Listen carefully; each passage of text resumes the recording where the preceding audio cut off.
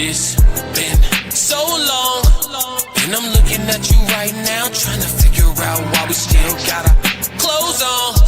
She said, what's next? I said a lot of sex, a lot of sex. Been too long.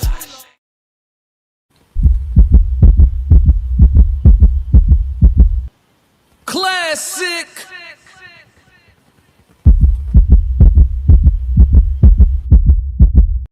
I'm only gonna do this once.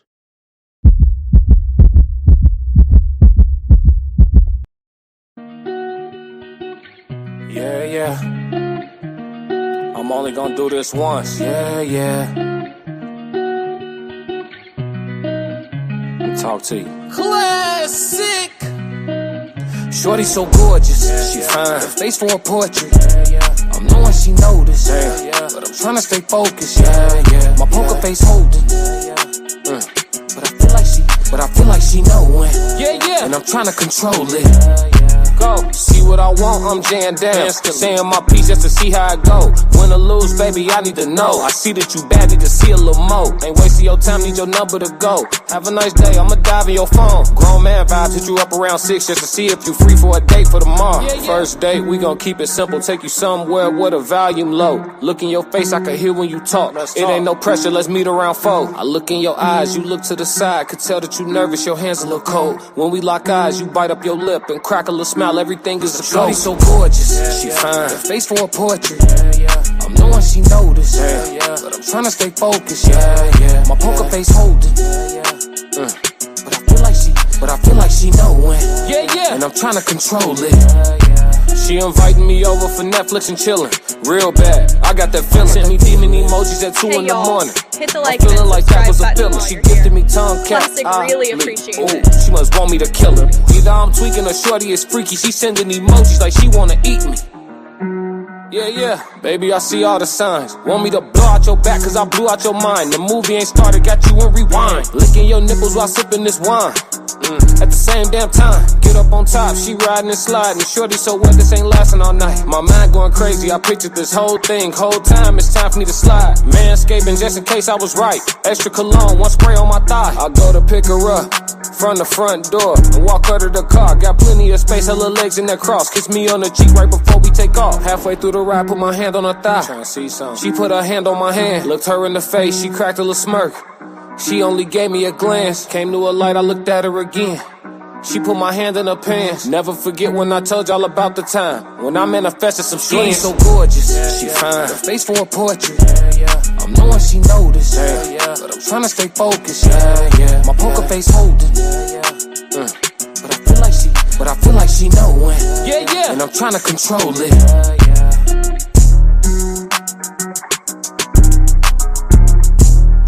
Hey y'all, hit the like and subscribe button while you're here. Classic really appreciates it. Classic.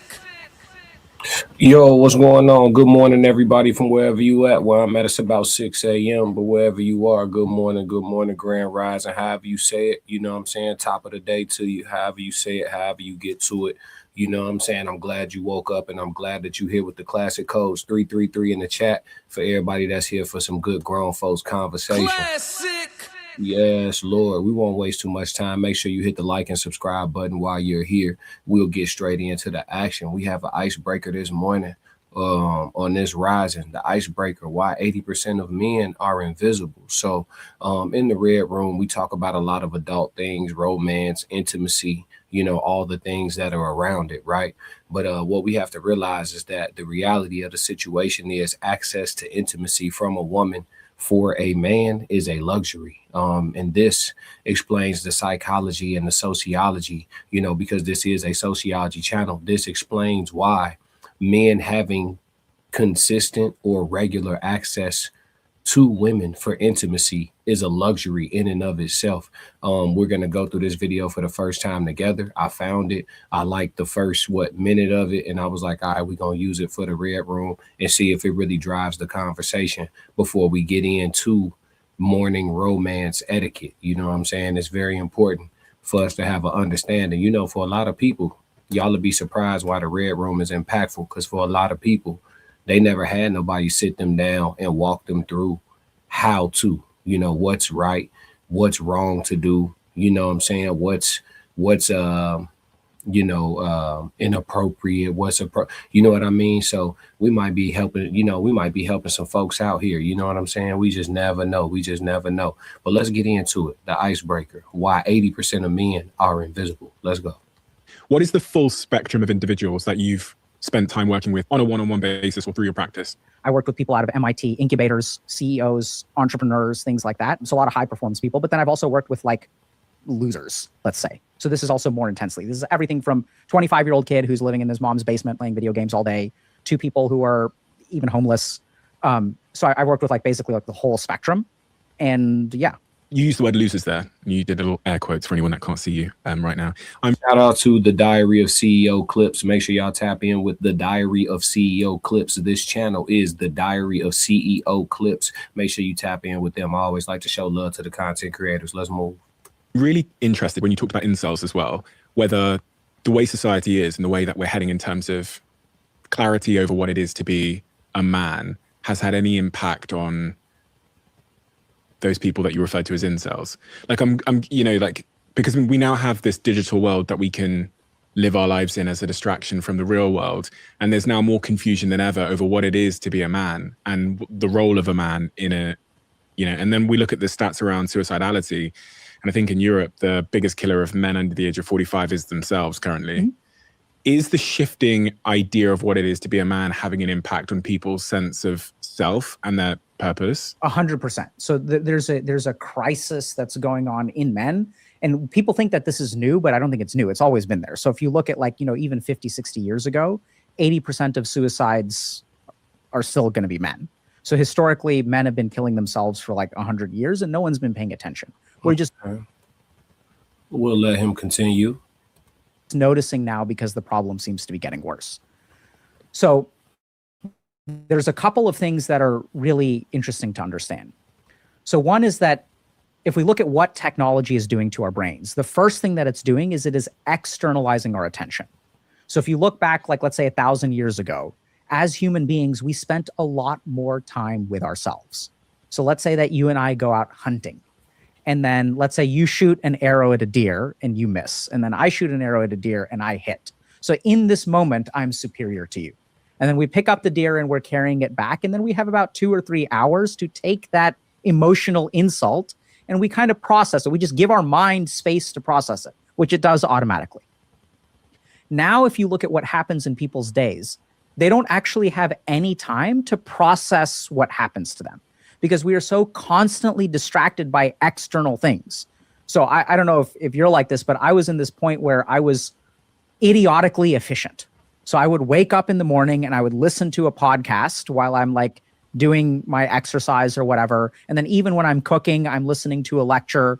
And then when I'm walking to the train, I have earbuds in and I'm listening to a lecture there. On the train, I'm reading. I wanted my life to be completely efficient. I didn't want to waste. Interesting. I was just on my Instagram story yesterday sitting in the infrared sauna and I was doing some box breathing, and I had posted on my story temporarily just helping people to take a moment out of their morning to just breathe. I agree with this gentleman here. People don't take time out, which is available to them, to process things. And in his case, he was trying to be as efficient as humanly possible and not waste any time, not let a minute go by, without being productive. For other people, they distract themselves for other reasons. Let's let him continue. A single moment. I literally listen to the news in the shower. It's right. So we don't want to waste time. And so if you really think about it, where's the attention of your mind? Your mind is pointed outside of you. And so then what happens is once we do not pay attention to ourselves, we lose sight of our internal signals. Literally in the same way that if you raise a child in a dark cave, the photoreceptors in their eyes won't develop. They will atrophy. So anything that the mind does not get access to will start to atrophy. If I don't practice Spanish, I'm going to forget Spanish. The brain is a very efficient organ. So as we externalize our attention, we lose sight of our internal signals. We don't know who we are anymore.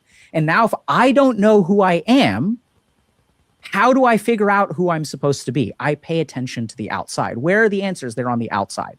So this person is talking about masculinity. This person is talking about what it means to be a man. This person is talking about what it means to be a man. And now, since I don't have any internal source of information, I'm trying to figure out what it means to be a man from the outside world.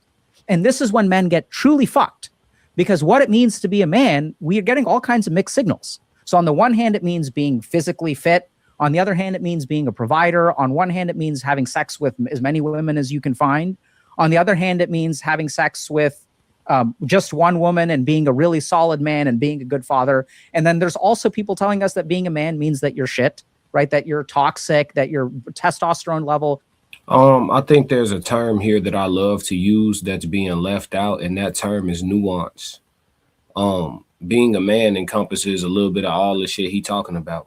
You know, you can be the type of man who wants to sleep with as many women as possible, or you can be the type of man who wants to find and secure a life partner with a woman, or not a life partner, but a wife in a woman as soon as possible, and get married as young as possible and ride off into the sunset. You could be the type of man that has no interest in playing in the street. Those men do exist, often a part of the 80% of invisible that I'm sure they're going to get to. But all of these are types of men. Some things I believe manhood encompasses.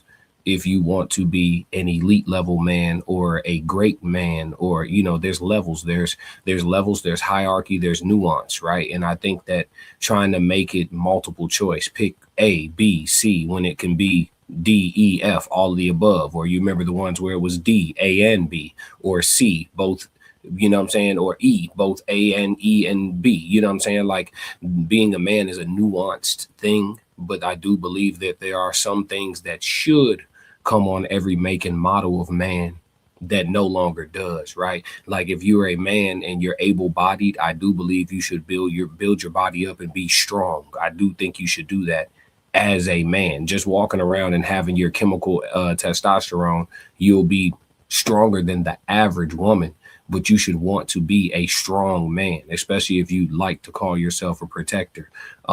Being physically imposing can be a deterrent that keeps you out of altercations. And if should you have to get into an altercation, being physically fit will help you in that situation. So I don't think there's a way around it. As a man, you should be mindful of your physical health.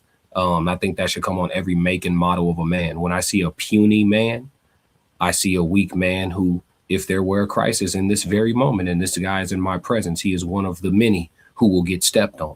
If I see a physically unfit man, just morbidly obese, so to speak, you know, couldn't run a mile if he needed to. Again, I see him the same way as the puny man. Now, could these people be good human beings and be men of good character and good integrity? Absolutely. Absolutely. And as long as we don't find ourselves in a situation where physicality becomes a deciding factor, then all is well. But should we find ourselves in that situation, these men are clearly at a disadvantage. You understand? So that's why I have the beliefs that I have. I understand that it'll never be that way. You know, there will always be fit men, there will be unfit men, etc., smart men, dumb men. But to look at it from the angle of being a man is A, B, or C, when it can be all of these things, I think that's part of the problem. Let's let him continue. Hey, Roxy. Makes you violent, that you're evil, that you're privileged, that there's a patriarchy, all this kind of stuff. So we're getting all this information from the outside about what it means to be a man. And so there are all kinds of interesting ramifications of this. So men in today's society are not allowed to complain. So if you complain and you're a successful person or a privileged person, everyone is going to think you're arrogant. Everyone is going to think, oh my God, who's this fucking guy? This guy doesn't know what my life is like. How does he have any right to complain? And even your mind will tell you this. You'll look at these people and you'll be like, yeah, I don't have a right to complain. But now we need to stop for a second and think about what it does to your psychology when you as a human being are not allowed to articulate your suffering. I've worked with people who've grown up in abusive households where children will say to their parents, Mommy, Daddy, I'm hurting. And the parent smacks them across the face. How dare you? You're so lucky. You don't realize the sacrifices I make for you. It's traumatizing to the child when they say, I am suffering and no one listens. This is what we're doing to the generation of men. People are saying, I am suffering. For 100 years, men have been killing themselves. 80%. I think he's kind of okay, so he's speaking against the nature of manhood now. Because okay, you can decide to be, every man has a choice. What he's talking about isn't something that we can't do, right? If you want to be a complaining ass man, right? If you want to be the type of man that's constantly airing out his transgressions with how tough life is, then by all means do it. It's going to breed you results though. You'll have certain people who don't want to be around you. You'll have certain women who don't want to deal with you. You know, you can be a complaining ass man if you want to. There's things that come with that. Also, the time you spent complaining, you could have been spending trying to figure out a resolution and solve your problems. Because as the man, you come to the harsh realization that ain't nobody coming to save you. You are the help. So men who push these messages of it shouldn't be this way and men need a place to speak. This gentleman here is teaching you how to not I'm not going to say be a woman. He's teaching you how to be the weaker of the men. And it's all good as long as the country stays first world, as long as there's relative order and, you know, societal cooperation. Cool. It's all good. But this isn't the type of man that you would want to be teamed up with in a crisis. You understand? You want to be around somebody who's going to figure some shit out. And if need be, shoot some shit out, or if need be, fight some shit out. Right. But it doesn't make you not a man if you decide to be soft. It just makes you a soft ass man. Let's go. Of suicides are men. The most dangerous thing for a man under 45 is themselves. And these people have been literally killing themselves because no one has been listening to them. So in the same way that you grow up with as a child in a household that's abusive, where no one takes you seriously, no one listens to your suffering. And now we even have successful men who are not allowed to complain. So the psychological impact is the same. Anytime you have a human being who is suffering in some way and they cannot find connection with another human being, they cannot find compassion with another human being, that person is going to feel isolated. And if you look at the statistics on suicide, it's very interesting. So the number one thing that correlates with male suicide is not depression. And this is super scary. There's one study I saw. He's saying a lot of flag words, chat. 1 second. He's saying a lot of flag words. Let's get right. He's saying a lot, and I want YouTube to know I don't mean no harm. You understand? So let's get right. What up, T? I see you, dog. Let's see. Disclaimer.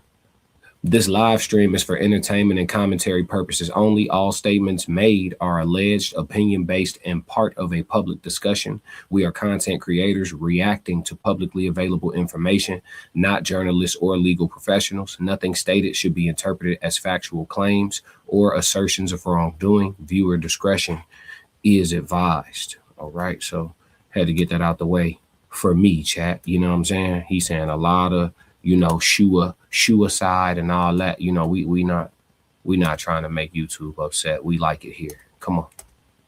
Recently that suggests that 50% of men who kill themselves have no history or evidence of mental illness. And this, I believe the statistic in my clinical practice because I know what depression looks like. I know what bipolar disorder looks like. And half the men that I've worked with, at least, are not actually mentally ill. See, mental illness means a pathology of the mind, which means that the mind is malfunctioning. Most of the suicidal men that I work with, their mind isn't malfunctioning. They genuinely have a life that is no longer worth living. They're looking at things and objectively realizing that there's no way out of the situation. So they turn to suicide. So I know it's kind of like a very controversial statement, but I think that's what my clinical practice has shown. And there's some research to even back that up. So if we sort of look at what's going on with men, we're sort of, they have nowhere to turn to. And the number one thing that correlates with it is not mental illness, but is a sense of thwarted belongingness. So this is kind of like multivariate regression analysis. But basically what happens is what causes people to kill themselves is they try to connect with others and they get rejected. So it's specifically a very specific research term called thwarted belongingness. So I try to belong to a group, and that group, or multiple groups usually, will thwart my attempts to join the tribe, to join the community. And this is what actually correlates a lot with suicidality. So what's going on with men right now is that we really don't allow them to suffer, you know, because then you're not manly. And we're so externalized with our attention that we're not connecting with ourselves. And so we're looking to other people to tell us what it means to be a man. But that may or may not work for you, right? That may have been what worked for them. So then we kind of get into this problem where we're disconnected from ourselves, and then like the world doesn't accept us, we're not allowed to suffer, and that's what creates the problem. What is the remedy to this? So I think the first thing is we must reconnect with ourselves, right? So when you're kind of saying like, why does everyone think, oh, I need to like achieve this, I need to make this money and things like that. Where did you learn that you should do all that? You learned all that from the outside. Instagram, right? So we get fed all of these ideas, because if you look at all these influencers, what are they doing? They're never crying. They're smiling. Some of them will even pay very attractive women to take pictures with them. Well, some of them are crying, but they're crying and uploading it for ulterior motives, right? Absolutely. And I think a lot of them are genuinely suffering too. But then it's also like, I mean, there's all kinds of weird stuff going on. So one thing is like people say that we don't allow men to be emotional nowadays, but people say, oh, men are allowed to cry. So this is something that I experienced even in my marriage, where we allow men to cry, but we don't allow men to be angry. But why are men no longer allowed to be angry? You just think about it for a second. So anger is just a completely normal emotion, right? But if I'm in a situation where I'm in an argument with my wife and I feel emotion A and I express emotion A, and she feels emotion B and she expresses emotion B, these two things should be equal, right? We as both human beings get to express what we feel. Now, in the case of me expressing anger and her expressing sadness, she's crying and I'm yelling. Suddenly, I've become a villain. It's so interesting. I saw a viral tweet yesterday. Yeah, but like, I understand what he's saying. He's not wrong, but as a man, you have the right not to care. And this is what I mean. A lot of what he's talking about takes into a lot of, okay, how do I put this? The best leaders consider their train of thought first. It doesn't mean that they can't take others into consideration. They have the confidence. They have the,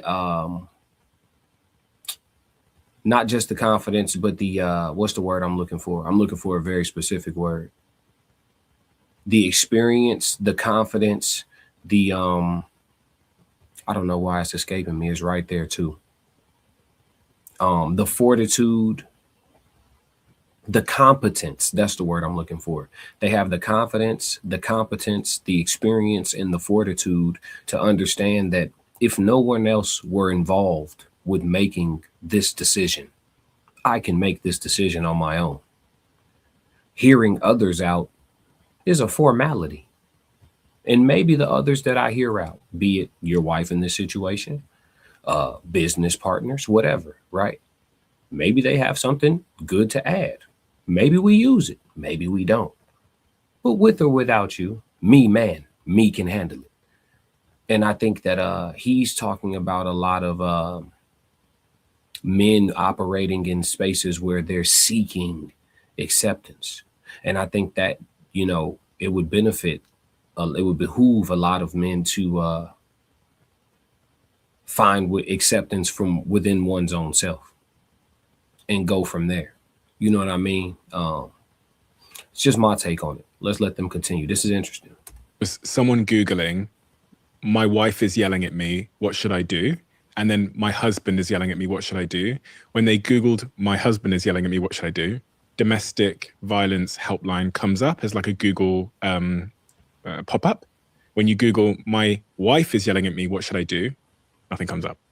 Yeah. Because obviously, as you said, in the case of villainization, I know that most domestic violence comes from men, but it's interesting that we see the emotion, we interpret the emotions entirely differently because of that. Absolutely, right? So we as a society will say like, oh, men need to be in touch with their emotions, but not anger. And then this is what really screws men, because as men, we are socialized and conditioned to only feel anger. This is the only emotion you are allowed to feel as a man growing up. And this is the one emotion that gets demonized when you're older. So I'll give you a simple example. So like I used to get bullied a lot, right? So when I get bullied in school, like what am I supposed to do, Stephen? I disagree with him. We're not taught that way. We're taught to not be publicly and overtly sad. I've never seen a situation where young boys are being bred to only feel anger and that's the only acceptable emotion. I've never seen that. I've never seen that. I grew up, started off in an all black community, and then moved to a very much of a melting pot community. And I've never seen that. It's never been a situation where all you can do as a young boy growing into a man is feel the roar. You can't feel anything else. I think all that shut up with all that crying just means stop being so overtly sad and wimpy about every little fucking thing. But that's, again, we're leaving out nuance here. I disagree with him. Let's go. In school, well, it depends if you can fight back. Absolutely, right? It's fighting back. Like, you didn't say talk to the teacher. You didn't say ask for help. You didn't say cry about it, because if I cry about it, what's going to happen, Stephen? You're going to get bullied more. Absolutely. So we turn every emotion. So men experience anger as something called an umbrella emotion. We literally suppress and are conditioned to suppress all other emotions except for anger. And then if you talk to men about their experience of life, anger is always the first thing that comes out of their mouth. Someone breaks up with you. How do you feel about it? Do you feel ashamed? No, that's not what we say. I feel pissed off. How could she do this to me? And then we vent that anger on the internet, and then this turns into misogyny, right? And then we get... Is this true? For the people that watch this on the replay, the Red Room never has a ton of people in the live stream because of the time that I do it, which is fine. But for people that watch this on the rewatch, is that true? I know I use an amalgamation of words to describe how I feel in different situations. If you talk to me about a specific ex and say, you know, when that situation went left, you know, how did you feel? I'll use something like disheartened, disappointed, you know, sad, upset, you know what I mean? Confused. I mean, I don't, what men has he been talking to inside of his practice? No disrespect to his practice, no disrespect to what he's saying, because I think it's coming from a sound place, but it's just like, are most of the men you talking to like dealing with the same, like, I don't know where he's gathering this, because I just don't know dudes who just only know anger. Is that a thing, y'all? Tristan said, yeah. Tristan said, nah, he capped. Yeah, he didn't kind of went off. I mean, some of what he's saying I agree with, but a lot of what he's saying I can't get with. Tristan said he making sense. I just think that the opinions of other people shouldn't matter. Yeah, you need to be more confident within your own, you know what I mean? To where you can take opinions into consideration. They don't have to be implemented though. Tristan said, right, how do you find peace outside of deletion? Yeah, you gotta stop giving up. Yeah. Tristan said he must be talking to straight hair folks. Gotta be. I don't know who he's speaking of. Let's go. Demonized for it. And it's not that there isn't, we should be harshly judged if we act on those kinds of emotions. I'm not saying that that's the case. But what we also need to consider is that the men who are saying these kinds of toxic things are saying that for a reason. This is because of their upbringing. This is because of the world that they lived in, right? So we're conditioned to only experience anger. Even sadness gets turned into anger. Shame gets turned into anger. Fear gets turned into anger, right? So if I'm afraid of something happening, what do I need? I need to man up, get angry, right? Like, let's go, son, let's go. This is the emotion that we tap into to overcome fear. So we don't feel any of those other emotions, and we're left only feeling anger. That's actually, you just described teaching courage. Listen to what he just said. Let's go back. Up, get angry, right? Like, let's go, son, let's go. This is the emotion that they lived in, right? So we're conditioned to only experience anger. Even sadness gets turned into anger. Shame gets turned into anger. Fear gets turned into anger, right? So if I'm afraid of something happening, what do I need? I need to man up, get angry, right? Like, let's go, son. That's called courage. You know, before my first football game, because I never played flag football until I was actually an adult. When I started playing football, I was playing full contact football at 6 years old. And before my first game or my first full contact practice, I was ready to shit a brick. But in the face of feeling fear, my coaches, my dad hit me over the top of my helmet, tell me, go give them hell. Kill them all. Let the paramedics sort them out, metaphorically speaking. He used to watch the movie The Program with us before football games. You know what I'm saying? And that's how you lean into, okay, you feel fear, but you can be brave. He's describing teaching courage. And he's almost saying it's like wrong to do so. So when I would be interested to talk to him and see, so if your son experiences fear for the first time, What do you tell him? It's okay to feel how you feel, son. Fear is natural. And I mean, but how are you going to tell him to deal with it? Because telling him, come on, I know how you feel, but we got a game to play. Let's go. Wrap your mind around this shit. It's happening. You know what I'm saying? That's not telling him to be angry. That's telling him, in spite of what you feel, go forward. Go forward. So I don't agree with him. Cool. This is the emotion that we tap into to overcome fear. So we don't feel any of those other emotions, and we're left only feeling anger. Exactly, Tristan. Tristan just said, at what point do men toughen up from his perspective? I'm going to be real. From what I'm gathering, they don't. And that's why 80% are invisible to women, because men like this teach you how to be the weaker of the men. Again, I'm not going to say they teach you how to be a woman. They teach you how to be a weak man, a low operating man, a man who cannot win in the competition that is life. Everywhere you go with your sensitive ass, with your we're going off what this gentleman is saying. Everywhere you go with your sensitive ass, with your outwardly and overtly complaining ass, and the guy who wants to have a safe space to express everything. And I don't get angry, and I do feel sadness. And this version of man gets stepped on in every area of life, business, women, trying to be the alpha in the household, family hierarchy, you name it. And then you won't even be respected by women, right? Women look at you a certain way when you that type of man. You don't even get respected by women, right? You got women say, shit, where I'm from, women look at niggas like that and be like, man, what you gonna do? Straight up. So be careful of listening. You got to watch who you listen to now, because this is coming from somebody who practices, right? This person, I'm assuming, is some type of a therapist or whatever the case may be, so he's running a practice. But who are you talking to, my brother? Let's go. At the very heart of aggression, I heard someone say to me once that at the very heart of aggression is some kind of insecurity. But for men, when they encounter that insecurity, they only know how to sort of manifest it as aggression. So I wouldn't agree with the first thing, that at the heart of all anger is insecurity, but I would absolutely agree with the second thing, that the only way we know how to respond is with anger. Because here's the exact quote, just found it. The source of aggression is insecurity. As we are unconsciously aware that our position in life is never secure, people feel increasingly insecure and helpless, so they will be increasingly aggressive and confrontational at a personal and a social level. So let's tunnel down into that for a second. Okay, so I think that is true on some level, but also I would disagree. So the first thing is that we have parts of our brain, even animals feel anger.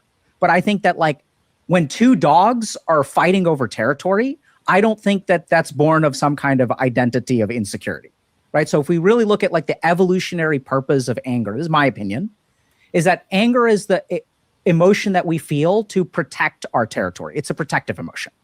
So if I slap you across the face, what's the first thing that you're going to feel? It's going to be anger. So if I insult you, you're going to feel angry. It's fascinating the way that it works. So anger causes our thoughts to be faster.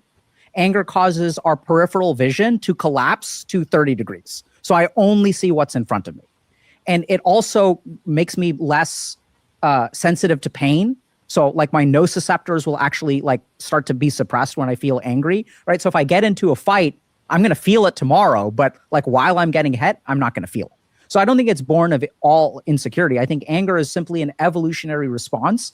It's something that we experience to protect ourselves. That's why we feel angry, right? So if I attack baby bear, mama bear is going to come out angry. So it's really a protective emotion. Now, I agree with the second part of the statement 100%, that when we feel insecure, especially as men, the only way we are taught to deal with our problems is through anger, right? So if I'm feeling insecure, if I'm feeling ashamed of myself, if someone's bullying me, what do? I put them in their place. I mean, right? I don't try this goes completely against what we hear women say online. Yeah, it sounds like feminist programming. I'm gathering that too. Because this goes exactly against what we hear. We hear women say men don't want to communicate, men don't want to talk, men we become what do? We freeze them out, or we stonewall them. That's the term, right? Like they always say, like, we shut down, we isolate, etc., etc. An angry man is a loud one, right? Or communicating very bluntly. You know what I mean? So if we were as angry, and if all we knew was anger, you know what I'm saying, we wouldn't hear the myriad of women saying that men don't show emotions, you know what I'm saying, and that we don't share enough. You know what I'm saying? So like, I think what we study here on the classic codes goes exactly against what he's talking about, he's seeing from the people he deals with in his practice, which is interesting because, like I said, who is he talking to? Is it a demographic thing? Is it a race thing? You know, it's interesting. I would love to actually dive into that more to see where is the difference. You know, shout out to this podcast. Tristan said, we never share emotions, right? That's what they say, right? But he's saying, you know, we get angry and we rah and we start, you know what I mean, screaming out everything. So it's like, I'm not sure. But we good. The ice is broken. We 35 minutes in, the ice is broken. And now it's time to get into why we are here. We are actually about to discuss morning intimacy etiquette, and I have broken it down into 5 steps. You know what I'm saying? 333 for everybody that's here this morning, tapped in with the Red Room with Classic. I am doing it at an hour where there's a few more of y'all awake. Normally I do this while you guys are sleeping, but I figure some people might want to watch a little YouTube this morning, and they loved one still in the other room getting that extra Z's, and maybe I can help y'all and encourage y'all and inspire y'all to go in there and wake them up with a little, you know, TLC, you know what I'm saying, chat? So we've broken it down into 5 steps, okay? And so morning intimacy, I think it's very interesting to talk about because a lot of people, these things don't get overtly taught, right? Did somebody ever sit down with you, male or female? Did somebody sit down with you and actually let you know, like, hey, you know, I didn't have nobody sit down with me and say, hey, nephew, hey, son, you know, in the morning, you know, when you get to that age where you're having nightcaps and things like that in the morning, when you want to roll over and, you know, see what's to it, you know, this is how you go about it. You know what I'm saying? You got to, you know what I'm saying? Nobody gave me a tutorial, you know, or gave me some suggestive information. So, you know, here at the Classic Codes, we're going to fill up some of those voids. No Diddy, you know what I'm saying, in the best way possible. So step number 1 is the wake up check. You understand? We're going to call this the wake up check. Step number 1 is the wake up check, where you get soft consent. Okay. So let's go to step number 1 here. All right. Where you get the soft consent. I don't have no videos and nothing. I'm just going to talk to y'all, but I'm going to put this up on the screen. Step number 1 is the wake up check and soft consent. Now, what this consists of is, you know, fellas, ladies, you don't just wake up, roll over, and grab the middle region, right? We're not doing that. We not barbarians. You don't just wake up, roll over, and start gripping for stuff, right? That's not what it is. But instead, what you want to do is start with some affection. Cuddle a little closer, gently touch, forehead kiss, little back rub. If the other, you know, your significant other wake up, maybe some light conversation, you know, just an emotional connection, if you will, prior to anything ultra physical happening, right?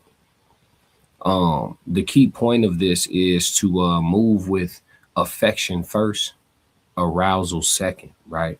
A lot of times we hear women say they need that mental stimulation in order to be their best versions of themselves in the sack for us, you know what I'm saying, if you will. So, you know, this is just a tidbit of you know, how you can go about getting things going. Now, once you've made that mental connection, okay, if you've made the connection, if it feels like it's a good morning, hallelujah, if it feels like it's one of those good mornings, then you can move over into step 2. Step 2 is very important, you understand?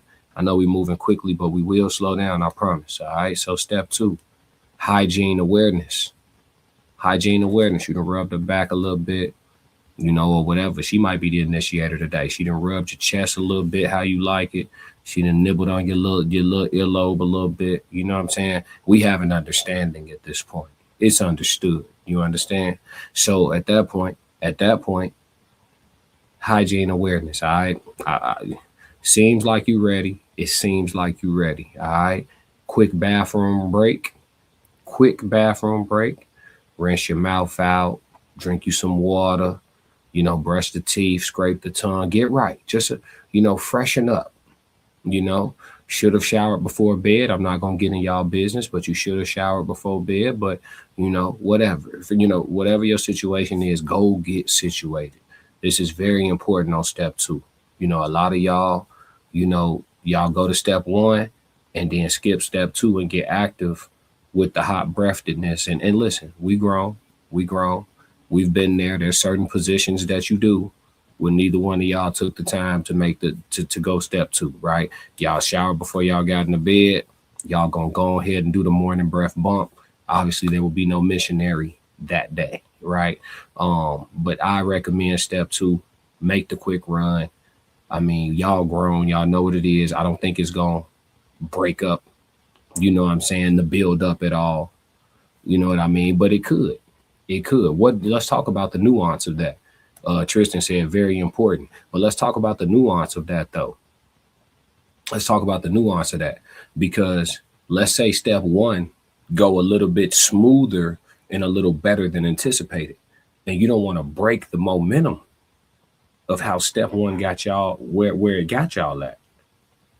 Do you forego the freshening of the breath?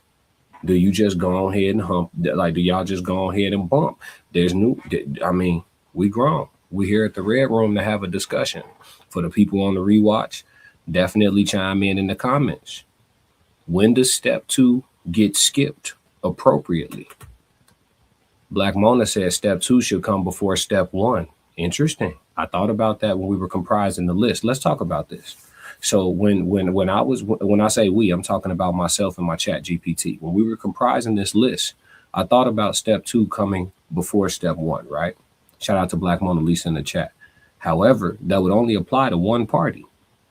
Whoever wakes up first and has decided I'm finna go in here and go and kick it off, that person can go get straight. They can go get straight. But then they have to go into the room and initiate step 1 with the party that is still sleeping. And in that instance, you see, do you give the person that's getting woken up? Because either person can initiate. That's why I keep saying person. So if she's initiating with him, he's still asleep.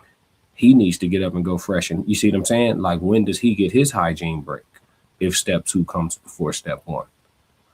There's nuance here. I'm glad she chimed in with this, because there is nuance here. I don't know. Let's really talk about this. She said no interruptions.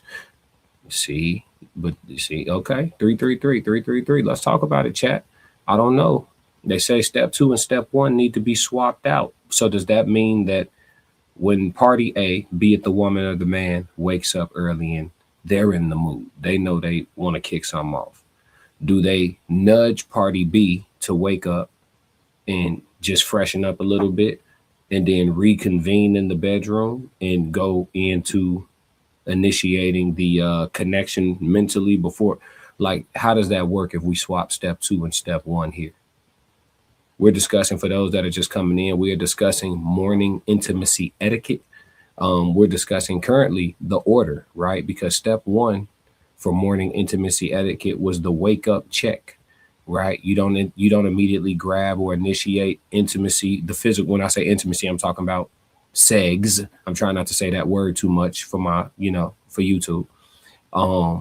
So you said start off with cuddling, gently touching, a little back rub. And if all is going well with that, then step 2, little bathroom run. Now, Black Mona joined the chat and she said step 2 should actually come before step 1. But that would mean that both people got to wake up. So is it, I don't know. She said, y'all know each other. So if that's understood, it's the morning. Let's get to it. Hey, Black Mona's got all her brain cells. She said, listen, wake up, freshen up, because it's going Classic. Up. Hey, she said, wake up, freshen up, because it's going up. I'm only going to do this once. Hey, I hear that. Hey, well, that's reasonable. That's reasonable. I think I was painting a scenario where one person woke up first. But if you introduce that nuance, I think step 2 and step 1 are very much interchangeable. I agree. The main thing is to hit all 5 of these steps for sure. Let's see. She said, and sometimes you just don't care and you gonna just get to it. You feel me? Oh, so Chicago shit. Yeah. She said, too many adults stinking at work. Now, where you come from, Twinkle Eyes? What that got to do with anything? Too many adults stinking at work. Shout out to Twinkle Eyes, man. Make sure you like and subscribe while you're here. I think the female initiates, then it's out the window for me. Usually it's head first when that happens. So if the female initiates, then you're not even making your bathroom run. You said it's over with. She wake you up with that toppy. You gonna go ahead and you just not gonna do the missionary with her, right?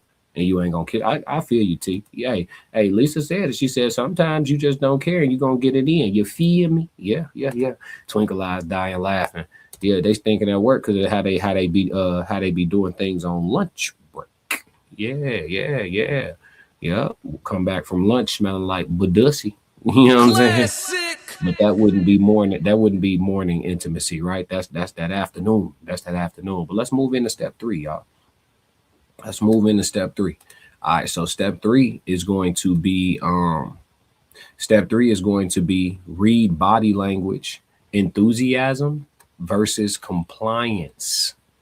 All right, so step 3 for the morning intimacy is going to be read body language, enthusiasm versus compliance. And I will break that down for you guys. Let me post that up for you. So with this one, men often wake up physically ready. If y'all know what I mean, we wake up physically ready. Women often wake up emotionally neutral. Okay, so it said, look for leaning in, reciprocating touch, smiling / engagement. Do not rely on passive acceptance. Okay, the key point is enthusiasm is the green light, not compliance. So this is interesting, right? And it doesn't specify, there's no further specification here. Enthusiasm versus compliance, right? So I guess they're saying the morning intimacy is best. It's best when the woman is enthusiastic about it. Like, it's not one of them situations, yeah, I'll let him have some. Here, get you a little some. Like, nah, she own that too. She own that with you, if you will. You know what I'm saying? So I think that's very important. I think enthusiasm versus compliance is something that should be considered, because oftentimes if you have a woman that wants to satisfy her man, she will be compliant, but not always enthusiastic. And if you're a type of man like me, I want some enthusiasm. Don't just hit me off for to let me get you straight right quick. Hit me off because you own that with me. You feel me? And that's my thing. So I think step 3 is not it depends on what type of man you are. Some men, they like, shoot, she giving it to me. I'm happy she giving it to me. I'm not worried about her level of enthusiasm. It's the morning. I got to get to work, and this is going to be quick. You know, some men, they moving like that. But for other men, you may want to stop at step 3 right here and read that body language. You know what I'm saying? And see which type of interaction is available to you today, and see if you really want to push forward with that. You feel me? So it matters. Twinkle Eyes said, right. Women can just act softly and in a sexy way too. Yeah. Agreed. Tristan said it's all about feels. Question. He asked a question. It's all about feels. Passport Sco. What up, Sco? 333. Yeah, so we talking about the morning intimacy etiquette. You feel me? For those of y'all who still got a sleeping companion somewhere in the house, maybe this will inspire y'all to go get it chopping this morning before y'all go to church service or before y'all watch Sunday service with myself and Souls of Thought. You know what I'm saying? So yeah, read that body language, step 3. We don't have to stay at step 3 too long. I think, again, depending on what type of man you are, that is going to be more of an optional step for you. You're just gonna be looking for compliance, and the enthusiasm is secondary. You feel me? For some men. Let's see. Okay, so step 4. Step 4 is going to be pace and energy, bonding, not performance. All right, pace and energy, bonding, not performance. Very important. Very important. I've actually talked about this in previous red rooms. A lot of people don't understand pace. You got to understand pace. You know what I'm saying? Sometimes you got to slow the game down. You know what I mean? Very important. But that's not necessarily what this one is about. Kinda, but not necessarily completely, right? Start slow, gentle tone and touch, right? You want to, hey, listen, I get it. In the morning, sometimes y'all got things to do. So we need to get it started and goes from start straight to stupid. I get it. I get it. Hey, you know, you didn't look. She looking at you like, now you know you didn't dove in here right before my alarm clock was gonna go off. Go and do what you got to do now. But at the same time, they don't necessarily want you to always handle them like that first thing in the AM. So it's this 6, 7. You gotta, you feel me? Start slow, gentle tone and touch. Avoid aggressive or urgent energy. See what I'm saying? That wham bam at 5 a.m. A lot of times that's not gonna get it, fellas. That wham bam at 5, that's a lot. That's a lot. You see what I'm saying? Tempo, pace. You know what I'm saying? Call to play, run the set. You know what I'm saying? Avoid aggressive and urgent energy. Night intimacy equals passion. Morning intimacy equals bonding. Come on. Night intimacy equals passion. Morning intimacy equals bonding. Yeah. That breakfast, extra good after you then. You understand me?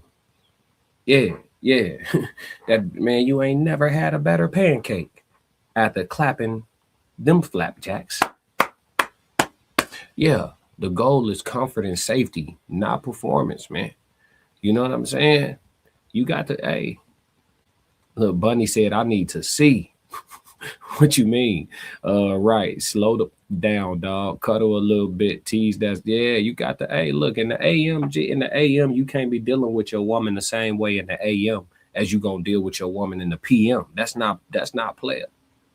That's not player. You see what I'm saying? I ain't gonna give y'all all of, you know, my tactics, but we gonna speak in general. But I'm just, you know, understand there's some etiquette to this shit now. You know, this video could save a nation. It could save a nation. But pace and energy is very important. You know what I'm saying? You got to see what's to it, you know? And the fifth step, all right? The after moment is a relationship builder. You understand? The after moment is a relationship builder. So let me put this fifth step and let's discuss. So the fifth step, you know what I'm saying? It's one of those things where immediately after matters the most. Immediately after kind of matters the most, all right? Y'all done woke up, freshened up, it done went up, and now y'all coming down and the day has to ensue. Avoid grabbing the phone. Avoid jumping straight out the bed. Avoid silence. Instead, stay a minute, talk a little bit, laugh, maybe a little cuddle, and then a short discussion about the day. Something real quick, just light, soft, warm, you know what I'm saying? And so it doesn't feel like both of y'all was just a piece of meat to each other, for lack of a better term, right? Don't treat each other like a slab, you know? Now, if you like me, you like respectful women. So she gonna have to get up right after, because she gonna want to come clean you and take care of you, make sure you wrenched off, you know what I'm saying, soap and water, warm towel vibes. But after that, you know, if she not finna go fix you a meal, because it depends on how you put it down too. You know, step 5, the after moment, I get it, but depending on how you put it down, woman want to do something for you. Ladies, tell me if I'm lying in the chat. If a man wake you up with that good wood, he wake you up with that good work, you start wanting to do shit for him. You want to wipe him off. You want to go make some food for him to eat. You want to clean the house. Women, when they get some good intimacy like they like it, they start wanting to be productive as hell. They be wanting to be, and we be sleep. We out. They want to be productive. Hey, baby boy, remember baby boy? Man, Tyrese took a nap, woke up, whole house was clean, tacos, and yeah, that ain't no myth. I'm telling you, you'll never get a better breakfast until you done, you know what I'm saying, did what you needed to do in bed. Let's see, Hennessy and Cigars, what up, Classic? What's going on? Welcome to the Red Room. We doing something different today. We brought the Red Room to the morning because we talking about morning things. You know what I mean? For all those who fresh out of some action this morning and catching the YouTube after they already did all this, you know what I'm saying? Salute, you know what I mean? But yeah, man. Yeah, the after moment is very important, and how that goes does mean something, you know, especially if it's somebody who you, obviously if it's a nightcap and you dealing with somebody in the morning, you would hope you got some level of connection. But even if it was just some wham bam from yesterday and you doubling down on it this morning, I think how you go about it after is very telling, if you will. So it's important no matter what.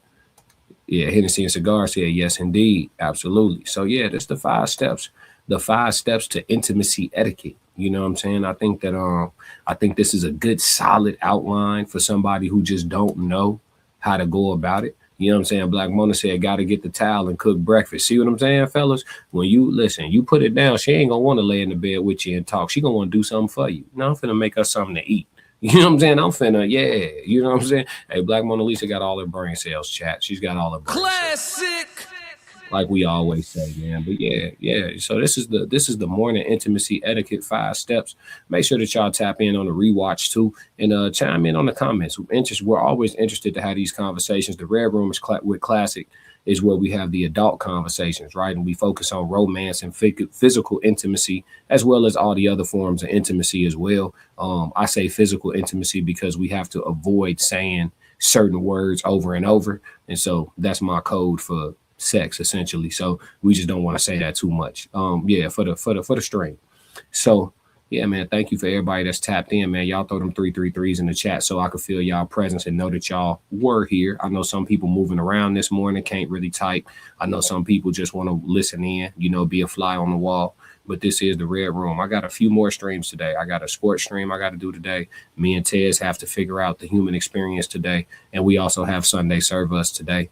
And then I think you have 3 drops coming from Uncle Plug TV today. So make sure y'all tap in with Uncle Plug at 10 a.m. for story time. And then he has 2 more drops at 2 p.m. and 5 p.m. today on Uncle Plug TV. So y'all go subscribe over there. My dog, 1/5 of the Raw Society Coalition.